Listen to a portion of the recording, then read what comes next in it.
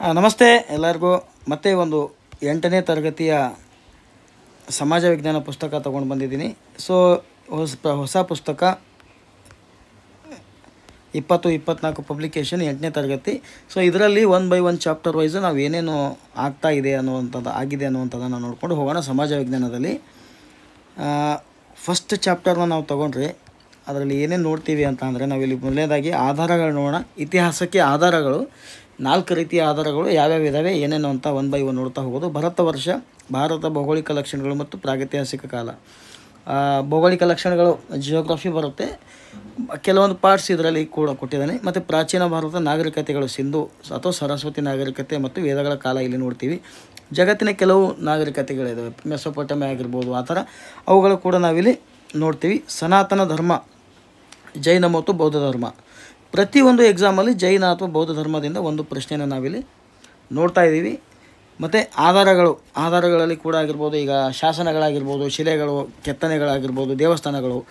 So ಇಲ್ಲಿ ಕ್ವಶನ್ಸ್ಗಳು ನಾವು maximum ನೋಡ್ತಾ ಇದ್ದೀವಿ. ಸೊ ಹಾಗಾಗಿ ಎಷ್ಟು ನಾವು ಬೇಸಿಕ್ಕಿಂದ ಸ್ಟಾರ್ಟ್ ಮಾಡ್ತೀವಿ ಅಷ್ಟೊಂದು ಒಳ್ಳೆಯದು. ಇದು 8th, 9th, 10th 3 ಇದುಗಳನ್ನು ನಾವು ನೋಡಿಕೊಂಡ್ರೆ ಇದರಲ್ಲಿ ಅನುಕೂಲ ಆಗುತ್ತೆ. ಈ ಒಂದು ಅಧ್ಯಯನದಲ್ಲಿ ಏನು ನೋಡ್ತೀವಿ ಅಂತಂದರೆ, ಇತಿಹಾಸ ಅಧ್ಯಯನದಲ್ಲಿ ಆಧಾರಗಳ ಪ್ರಾಮುಖ್ಯತೆ ಏನು ಅಂತ. ವಿವಿಧ ಸಾಹಿತ್ಯ ಆಧಾರಗಳು, ಪ್ರಾಕ್ತನ ಆಧಾರಗಳು ಅಂದರೆ ಈ ಒಂದು ಏನಂತಾರೆ ಅವಶೇಷಗಳು ಸಿಕ್ಕಿರ್ತಾವಲ್ಲ ಅಂಥವುಗಳು, ಮತ್ತು ಅರ್ಥ ಮತ್ತು ಅದರ ಪ್ರಾಮುಖ್ಯತೆ, ಮೌಖಿಕ ಆಧಾರಗಳು ಮತ್ತು ಐಹಿತ್ಯಗಳು. ಸೊ ಚರಿತ್ರೆಯ ರಚನೆಗೆ ಆಧಾರಗಳು ಏಕೆ ಬೇಕು ಅಂತಂದರೆ, ಯಾರನ್ನು ನಂಬಿಸಬೇಕು ನಾವು ಅಂತಂದಾಗ ನಾವು ಒಂದು ಪ್ರೂಫ್ನ ಅವರ ಎದುರುಗಡೆ ಇಡಬೇಕಾಗುತ್ತೆ. ಮತ್ತು ಆಧಾರಗಳಂದ್ರೆ ಏನು ಅನ್ನೋ ಪ್ರಶ್ನೆಗಳು ಬಹುಮುಖ್ಯವಾಗಿ ಕಾಡ್ತವೆ. ಸೊ ಮಾನವನ ಗತಕಾಲದ ಚರಿತ್ರೆಯ ರಚನೆಗೆ ಬೇಕಾದ ಮೂಲ ಸಾಮಗ್ರಿಗಳನ್ನು ಆಧಾರ ಎನ್ನುತ್ತೇವೆ. ಸೊ ಅವರ ಚರಿತ್ರೆಯನ್ನು ನಾವು ನೋಡಬೇಕು ಅಂದರೆ ನಮಗೆ ಕೆಲವೊಂದು ಎವಿಡೆನ್ಸ್ ಬೇಕಾಗುತ್ತೆ. ಆ ಎವಿಡೆನ್ಸ್ಗಳನ್ನು ಆಧಾರಗಳು ಅಂತ ನಾವು ಕನ್ನಡದಲ್ಲಿ ಹೇಳ್ತೀವಿ.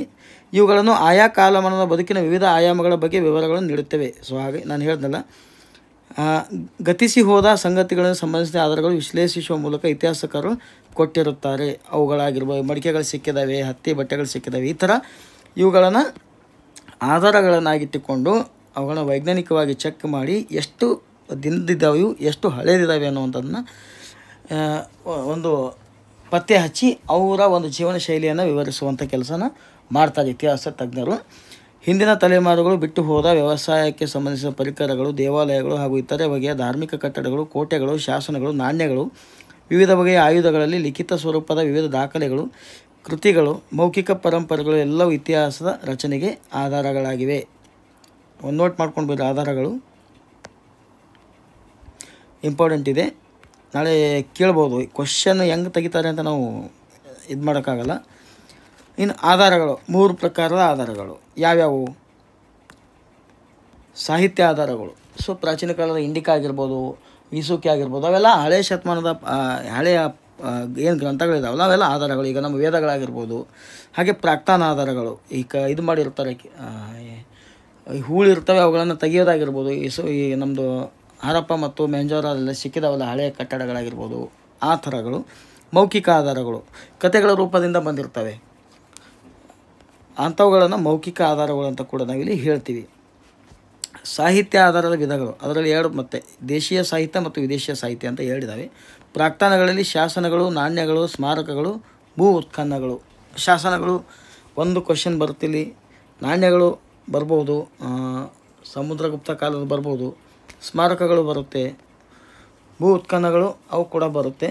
ಸೊ ಸಾಹಿತ್ಯದ ಆಧಾರಗಳನ್ನು ನೋಡೋಣ ನಾವಿಲ್ಲಿ. ಫಸ್ಟ್ ಲಿಖಿತ ರೂಪದ ಸಾಹಿತ್ಯವನ್ನು ದೇಶೀಯ ಮತ್ತು ವಿದೇಶೀಯ ಸಾಹಿತ್ಯ ಎಂಬುದಾಗಿ ವಿಂಗಡಿಸಬಹುದು. ಆಯಾ ಕಾಲಘಟ್ಟಗಳನ್ನು ಲಿಖಿತ ಸಾಹಿತ್ಯಗಳು ಕೊಟ್ಟಿವೆ. ಯಾವ ಕಾಲದಾಗ ಅವರು ಅದನ್ನು ರಚನೆ ಮಾಡಿದರೆ ಅವರ ಆ ಒಂದು ಪ್ರದೇಶದ ಇತಿಹಾಸನ ಒಳಗೊಂಡಿರುವಂಥ ಸಾಹಿತ್ಯನ ನಮಗೆ ಕೊಟ್ಟಿದ್ದಾರೆ ಪೂರ್ವಜರು. ಅವು ನೇರವಾಗಿ ಚರಿತ್ರೆಯನ್ನು ನಿಖರವಾಗಿ ಹೇಳದಿದ್ದರೂ ಅವುಗಳ ಆಯಾ ಕಾಲಘಟ್ಟದ ಚರಿತ್ರೆಯನ್ನು ಬಿಂಬಿಸುತ್ತವೆ.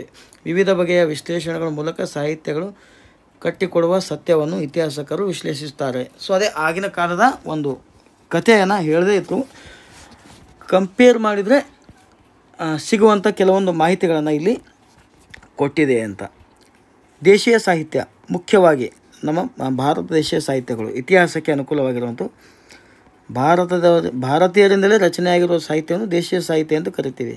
ಓಕೆ, ಬರಹದ ರೂಪವನ್ನು ಪಡೆದಿರುವ ಎಲ್ಲ ಭಾರತೀಯ ಭಾಷೆಗಳಲ್ಲಿಯೂ ಈ ಸಾಹಿತ್ಯವನ್ನು ಕಾಣುತ್ತೇವೆ. ಸಂಸ್ಕೃತ, ಪ್ರಾಕೃತ, ಕನ್ನಡ, ತಮಿಳು, ತೆಲುಗು, ಮರಾಠಿ ಮುಂತಾದ ಎಲ್ಲ ಭಾರತೀಯ ಭಾಷೆಗಳು ಈ ಬಗೆಯ ಶ್ರೀಮಂತಿಕೆ ಸಾಹಿತ್ಯ ಪರಂಪರೆಯನ್ನು ಹೊಂದಿವೆ. ಅರ್ಥಶಾಸ್ತ್ರ ಕೌಟಿಲ್ಯ ಅವ್ರದ್ದು. ಹಾಲನ ಗತ ಸಪ್ತಶಿತ, ಬಾಣಭಟ್ಟನ ಹರ್ಷಚರಿತ, ಚಾಂದ್ ಬರ್ದಾನಿಯ ಪೃಥ್ವಿರಾಜ್ ರಾಸೋ, ಪಂಪನ ವಿಕ್ರಮಾರ್ಜುನ ವಿಜಯಂ, ಸಂಗಮ್ ಸಾಹಿತ್ಯ, ಬೌದ್ಧ ಸಾಹಿತ್ಯಗಳ ತ್ರಿಪಿಟಕಗಳು, ಅಮೋಘ ವರ್ಷನ ಆಸ್ಥಾನದಲ್ಲಿದ್ದ ಶ್ರೀ ವಿಜಯನ ಕವಿರಾಜ ಮಾರ್ಗ ಇತ್ಯಾದಿಗಳನ್ನು ಇಲ್ಲಿ ಹೆಸರಿಸಬಹುದು. ವೆರಿ ಇಂಪಾರ್ಟೆಂಟ್ ಇದಾವೆ. ಎಷ್ಟು ಇಲ್ಲಿ ಉಲ್ಲೇಖ ಮಾಡಿದ್ದಾರೆ ಇವೆಲ್ಲವುಗಳನ್ನು ಒಂದು ನೋಟ್ ಮಾಡ್ಕೊಂಡು ಬಿಡ್ರಿ. ಓಕೆ, ಇನ್ನೊಂದು ಸಲ ಹೇಳ್ತೀನಿ. ಅರ್ಥಶಾಸ್ತ್ರ, ಗತ ಸಪ್ತಶತಿ, ಬಾಣಭಟ್ಟನ ಹರ್ಷಚರಿತ, ಚಾಂದ್ ಬರ್ದಾನಿಯ ಪೃಥ್ವಿರಾಜ್ ರಾಸೋ, ಇದು ಭಾಳ ಇಂಪಾರ್ಟೆಂಟ್ ಇದೆ ನೋಡಿ. ಚಾಂದ್ ಬರ್ದಾನಿದು ಕೇಳ್ಬೋದು, ಯಾಕಂದರೆ ಈ ಲೇಖಕರು ನೋಡಿದಾಗ ಯಾವುದೋ ಒಂದು ಬೇರೆ ಒಂದು ಮುಸ್ಲಿಂ ಗ್ರಂಥ ನೆನಪಾಗ ಆ ಥರ ಇದೆ. ಬಟ್ ಇದು ಒಂದು ಪೃಥ್ವಿರಾಜ್ ಅವ್ರ ಮೇಲೆ ಬರೆದಿರೋದು ಒಂದು ಇಂಪಾರ್ಟೆಂಟ್ ಆಗುತ್ತೆ. ಇದಾದಮೇಲೆ ವಿದೇಶಿಯ ಸಾಹಿತ್ಯಗಳು, ಅವು ಕೂಡ ಕೆಲವು ಇಂಪಾರ್ಟೆಂಟ್ ಇದೆ. ಯಾಕಂದರೆ ಕೆಲವು ರಾಯಭಾರಿಗಳು ಬಂದು ಆಸ್ಥಾನದಲ್ಲಿ ಇದ್ದು ಹೋದವರು ಭಾರತೀಯ ರಾಜರ ಆಸ್ಥಾನದಲ್ಲಿ. ಹಾಗಾಗಿ ಯೂಶ್ವಲಿ ವಿದೇಶಿಯ ಬರಹಗಾರರು, ಪ್ರವಾಸಿಗರು, ವಿದ್ವಾಂಸರು ರಚಿಸಿದಂಥ ಗ್ರಂಥಗಳು ವಿದೇಶಿಯ ಸಾಹಿತ್ಯ ಎಂದು ಕರಿತೀವಿ.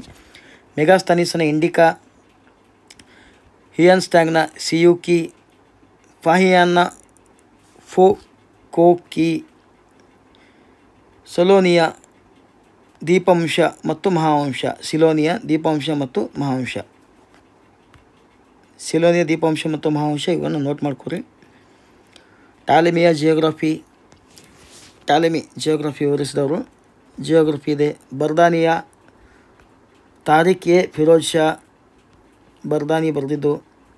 ವಿಜಯನಗರ ರಾಜ್ಯಕ್ಕೆ ಬಂದು ಹೋದ ಫರ್ನಿಯೋ ನ್ಯೂನುಜ್, ಬಾರ್ಬೋಸ್, ನಿಕೋಲಸ್ ಕಾಂಟಿ ಮುಂತಾದ ಕೃತಿಗಳು ಉದಾಹರಣೆಯಾಗಿವೆ.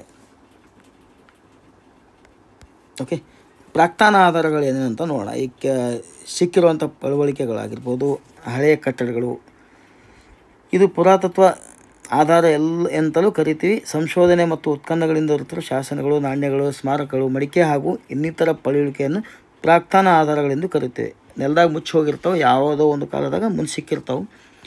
ಭೂಗರ್ಭದಲ್ಲಿ ಸಿಗೋಗಳ ವಸ್ತುಗಳನ್ನು ಪ್ರಾಕ್ತನಗಳೆಂದು ಕರಿತೀವಿ. ಹರಪ್ಪ ನಾಗರಿಕತೆ ಹೀಗೆ ಬೆಳಕಿಗೆ ಬಂದಿದ್ದು ಅಂತ ಹೇಳ್ತಾರೆ. ಶಾಸನಗಳು ಆಯಾ ಕಾಲಮಾನದ ಜೀವಂತ ಸಾಕ್ಷಿಗಳು. ಓಕೆ, ಅಂದಿನ ಧರ್ಮ, ಸಂಸ್ಕೃತಿ, ಆರ್ಥಿಕತೆ, ಆಡಳಿತ ಇನ್ನಿತರ ಅಂಶಗಳ ಬಗ್ಗೆ ಮಾಹಿತಿಯನ್ನು ಒದಗಿಸುತ್ತವೆ. ರಾಜ ಏನು ಮಾಡ್ತಿದ್ರು, ಒಂದು ಯುದ್ಧ ಗೆದ್ದಾಗಲೂ ಕೂಡ ಒಂದು ಶಾಸನ ಹೊಡಿಸೋದು, ಒಂದೇನೋ ದಾನ ಧರ್ಮ ಮಾಡಿದಾಗಲೂ ಅದು ಒಂದು ಶಾಸನ ಹೊಡಿಸೋದು, ಒಂದೇನೋ ಕೃತಿಗಳು ಬರೆದಾಗ ಶಾಸನ ಅಂಥವುಗಳನ್ನು ಮಾಡಿದಾಗ ಅವುಗಳು ಆವಾಗಿನ ಒಂದು ಚರಿತ್ರೆಯನ್ನು ಇವತ್ತು ನಮಗೆ ಬಿಂಬಿಸ್ತಾ ಇದ್ದೇವೆ. ನಮ್ಮ ದೇಶದಲ್ಲಿ ನಮಗೆ ದೊರೆತಿರುವ ಅತ್ಯಂತ ಪ್ರಾಚೀನ ಶಾಸನವು ಮೌರ್ಯ ಚಕ್ರವರ್ತಿ ಅಶೋಕನು ಹೊರಡಿಸಿದ ಶಾಸನವಾಗಿದೆ. ಇದು ಕಲ್ಲು ಹಾಸಿನ ಮೇಲೆ, ಕಲ್ಲಿನ ಕಂಬಗಳ ಮೇಲೆ ಶಾಸನಗಳನ್ನು ಕೆತ್ತಿಸಿದನು. ಇವನ ಶಾಸನಗಳು ಭಾರತದ ಹಲವೆಡೆ ದೊರೆತಿವೆ. ಇವು ಬಹುತೇಕವಾಗಿ ಬ್ರಾಹ್ಮಿ ಲಿಪಿ ಮತ್ತು ಖರೋಷ್ಠಿ ಲಿಪಿಯಲ್ಲಿವೆ. ಇದು ಬರ್ಕೋದು, ಇದು ಖರೋಷ್ಠಿ ಲಿಪಿಯಲ್ಲಿವೆ. ಓಕೆ, ಬ್ರಾಹ್ಮಿ ಮತ್ತು ಖರೋಷ್ಠಿ ಮತ್ತು ಪ್ರಾಕೃತಿ ಭಾಷೆಯಲ್ಲೂ ಕೂಡ ಇದೆ. ಗ್ರೀಕ್ ಮತ್ತು ಅರಮಿಕ್ ಭಾಷೆಯಲ್ಲಿಯೂ ಕೆಲವು ಶಾಸನಗಳು ದೊರೆತಿವೆ. ಅಶೋಕನ ಶಾಸನಗಳು ಕರ್ನಾಟಕದ ಮಸ್ಕಿ ಹಾಗೂ ಬ್ರಹ್ಮಗಿರಿಯಲ್ಲೂ ಲಭ್ಯವಾಗಿವೆ. ಇದು ಕೂಡ ಇಂಪಾರ್ಟೆಂಟ್ ಆಗುತ್ತೆ ನೋಡ್ರಿ. ಮಸ್ಕಿ ಮತ್ತು ಬ್ರಹ್ಮಗಿರಿ ಎರಡನ್ನೂ ತಗೋಬೇಕು.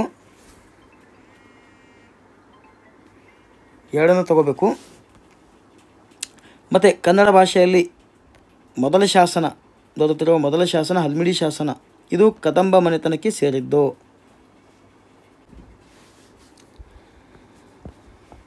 ಓಕೆ, ಗುಪ್ತನ ಅಲಹಾಬಾದ್ ಸ್ತಂಭ ಶಾಸನ, ಇಮ್ಮಡಿ ಪುಲಿಕೇಶಿ ಐಹೊಳೆ ಶಾಸನ, ಖಾರವೆಲ್ಲನ ಹಂತಿಗುಂಪ ಶಾಸನ, ಚೋಳರ ಉತ್ತರ ಮೇಲೂರು ಶಾಸನ ಮುಂತಾದ ಮಹತ್ವದ ಶಾಸನಗಳು ರಚನೆಯಲ್ಲಿ ಹಿರಿದಾದವುಗಳಾಗಿವೆ. ಸೊ ಈ ಒಂದು ಇದನ್ನು ನೀವು ಕಂಪ್ಲೀಟಾಗಿ ನೋಟ್ ಮಾಡಿಕೊಂಡ್ರೆ ತುಂಬ ಅನುಕೂಲ. ನಾನು PDF ಅಪ್ಲೋಡ್ ಮಾಡ್ತೀನಿ, ವೆಬ್ಸೈಟಲ್ಲಿ ಸಿಗುತ್ತಿದ್ದು. ಸೊ ನೆಕ್ಸ್ಟ್ ನಾಣ್ಯಗಳು ನೋಡೋಣ. ನಾಣ್ಯಗಳ ಸ್ವರೂಪ, ವಿಕಾಸ ಹಾಗೂ ಬೆಳವಣಿಗೆ. ಬಗ್ಗೆ ತಿಳಿಸಿಕೊಡುವ ಅಧ್ಯಯನ ನಾಣ್ಯ ಶಾಸ್ತ್ರ ಆಗಿದೆ. ಬೇರೆ ಬೇರೆ ಲೋಹಗಳನ್ನು ಬಳಸಿ ನಾಣ್ಯಗಳನ್ನು ಟಂಕಿಸಲಾಗಿದೆ. ಇವು ಚರಿತ್ರೆಯನ್ನು ರಚಿಸುವಲ್ಲಿ ಬಹುಮುಖ್ಯ ಪಾತ್ರವನ್ನು ವಹಿಸುತ್ತವೆ. ಬೇರೆಯವ್ರ ಕಾಲದಾಗ ಬೇರೆ ಬೇರೆ, ಒಬ್ಬರು ತಾಮ್ರದ ಮಾಡಿದ್ದಾರೆ, ಒಬ್ಬರು ಚಿನ್ನದ್ದು ಮಾಡಿದರು, ಕೆಲವೊಬ್ಬರು ಕಂಚಿನದ್ದು, ಆ ಥರ ಬೇರೆ ಬೇರೆ ನಾಣ್ಯಗಳನ್ನು ಟಂಕಿಸಿ ಮಾಡಿದರು. ಅವುಗಳ ಅಧ್ಯಯನ ಮತ್ತು ಸಿಂಬಲ್ ಅವ್ರದ್ದು ಏನು ಶಾಸನಗಳಾಗಿ ಏನಿರ್ತದಲ್ಲ, ರಾಜ್ಯ ಲಾಂಛನಗಳು, ಅವುಗಳೆಲ್ಲ ಅದ್ರ ಮೇಲೆ ಸಿಗ್ತಾವೆ. ಅವರ ಕಾಲಮಾನ, ಆಗಿನ ಧರ್ಮ, ಸಂಸ್ಕೃತಿ, ಆಡಳಿತ, ಸಾಮಾಜಿಕ, ಆರ್ಥಿಕ ಬಗ್ಗೆ ತಿಳಿಸ್ಕೊಡ್ತಾವೆ. ಸಮುದ್ರಗುಪ್ತನು 7 ಪ್ರಕಾರದ ಚಿನ್ನದ ನಾಣ್ಯಗಳನ್ನು ಹೊಡಿಸಿದನು. ನೋಡಿ, ಇಲ್ಲಿ ಇಂಪಾರ್ಟೆಂಟ್ ಅದ ನೋಡಿ, 7 ಪ್ರಕಾರ. ಸಮುದ್ರಗುಪ್ತನು ಬೆಂಗಳೂರಿನಲ್ಲಿ ರೋಮನ್ ನಾಣ್ಯಗಳು ದೊರೆತಿವೆ. 2000 ವರ್ಷಗಳ ಹಿಂದೆ ರೋಮನ್ ದೇಶಗಳೊಂದಿಗೆ ಸಂಪರ್ಕ ಇದೆ ಎಂಬುದನ್ನು ತಿಳಿಸುತ್ತದೆ. ಆವಾಗಿನ ಕಾಲದ ಬೆಂಗಳೂರಿನಾಗ ಸಿಕ್ಕ್ಯಾವ ಅಂದಾಗ ಏನೋ ಒಂದು ವ್ಯಾಪಾರ ಆಗಿದೆ ಅನ್ನೋದನ್ನು ಇಲ್ಲಿ ಊಹಿಸಲಾಗಿದೆ. ಇನ್ನು ಸ್ಮಾರಕಗಳು ಪ್ರಾಕ್ತನ ಆಧಾರಗಳಲ್ಲಿ ಸ್ಮಾರಕಗಳು ಅತ್ಯಂತ ಮಹತ್ವದಾಗಿವೆ. ಭಾರತದ ಸಾಂಸ್ಕೃತಿಕ ಪರಂಪರೆಯನ್ನು ಜೀವಂತ ಸಾಕ್ಷಿಗಳಾಗಿ ಉಳಿದುಕೊಂಡ ಕಟ್ಟಡಗಳನ್ನು ಸ್ಮಾರಕ ಎಂದು ಕರೆಯಬಹುದು. ಉದಾಹರಣೆಗೆ ದೇವಾಲಯ, ಬಸದಿ, ಚೈತ್ಯಾಲಯ, ಸ್ತೂಪ, ಅರಮನೆ, ಕೋಟೆ, ಮೂರ್ತಿಶಿಲ್ಪ ಮುಂತಾದವುಗಳು. ಇವು ಆಯಾ ಕಾಲಘಟ್ಟದ ಸಾಮಾಜಿಕ, ರಾಜಕೀಯ, ಧಾರ್ಮಿಕ ಸ್ಥಿತಿಗಳನ್ನು, ತಂತ್ರಜ್ಞಾನ ಮುಂತಾದ ವಿಷಯಗಳನ್ನು ತಿಳಿಸಿಕೊಡುವಲ್ಲಿ ಸಹಾಯಕವಾಗಿವೆ. ಯಾವ ಥರ ಅಂತಂದರೆ, ಈಗ ನಮ್ಮ ಬೇಲೂರಿನ ಕಟ್ಟಡ ನೀವು ನೋಡಿದರೆ ನಿಮ್ಗೆ ಗೊತ್ತಾಗುತ್ತೆ. ಯಾವ ಒಂದು ಈಗ ಮಷಿನ್ ಎಡ್ಜ್ ಇದೆ, ಈಗ ಲೇಸರ್ ಮಷಿನ್ ಎಡ್ಜ್ ಕಟ್ ಮಾಡಿದ ಥರನೇ ಆವಾಗ ಬರಿಗೈಯಲ್ಲಿ ಕೆತ್ತನೆ ಮಾಡಿದ್ದಾರೆ. ಸೊ ಅವರ ಒಂದು ಕಲೆ ಯಾವ ಥರ ಇತ್ತು ಅನ್ನೋದನ್ನು ನಾವಿಲ್ಲಿ ಬಿಂಬಿಸ್ತೀವಿ, ನೋಡ್ಬೋದು, ಅಲ್ಲಿ ಚೆಕ್ ಮಾಡ್ಬೋದು. ಮತ್ತು ಈಗ ಅಜಂತ ಗುಹೆಗಳಾಗಿರ್ಬೋದು, ಅಜಂತ ಎಲ್ಲೋರದು, ನಮ್ಮ ಬಾದಾಮಿಯ ಗುಹೆಗಳಾಗಿರ್ಬೋದು, ಅವುಗಳು ಮಷಿನ್ನಲ್ಲಿ ಮಾಡಿದ್ರೂ ಕೂಡ ಅಷ್ಟೊಂದು ನೀಟಾಗಿ ಆಗದೇ ಇರೋ ಥರ ಅವರು ಬರಿಗೈಯಲ್ಲೇ ಮಾಡಿದ್ದಾರೆ. ಸೊ ಹಾಗಾಗಿ ಆ ಒಂದು ಕಲೆನ ಬಿಂಬಿಸುವಂಥ ಕೆಲಸನ ಇಲ್ಲಿ ಮಾಡ್ತಾಯಿದೆ ಇವುಗಳು. ನಾನು ಹೇಳ್ದಂಗೆ ಅಜಂತ ಎಲ್ಲೋರ, ಎಲಿಫೆಂಟಾ ಗುಹೆ ಶಿಲೆಗಳು, ಬಾದಾಮಿ ಐಹೊಳೆ ಪಟ್ಟದಕಲ್ಲು, ಇಲ್ಲಿನ ಸ್ಮಾರಕಗಳು ಭಾರತ ಭವ್ಯ ಪರಂಪರೆ ಕುರುಹುಗಳಾಗಿವೆ. ಪಟ್ಟದಕಲ್ಲು ಕೂಡ ಯುನೈಟೆಡ್ ಹೆರಿಟೇಜಲ್ಲಿದೆ, ಓಕೆ, ಯುನೆಸ್ಕೋ. ಮೊಹರೋಲಿನ ಉಕ್ಕಿನ ಸ್ತಂಭ ಮತ್ತು ವಿಜಯಪುರದ ಗೋಲುಗುಮ್ಮಟ, ಪಿಸುಮಾತಿನ ಮೊಗಸಾಲೆ ಆ ಕಾಲಘಟ್ಟದ ವಿಜ್ಞಾನ ಮತ್ತು ತಂತ್ರಜ್ಞಾನ ಬದ್ಧತೆಗೆ ಸಾಕ್ಷಿಗಳಾಗಿವೆ.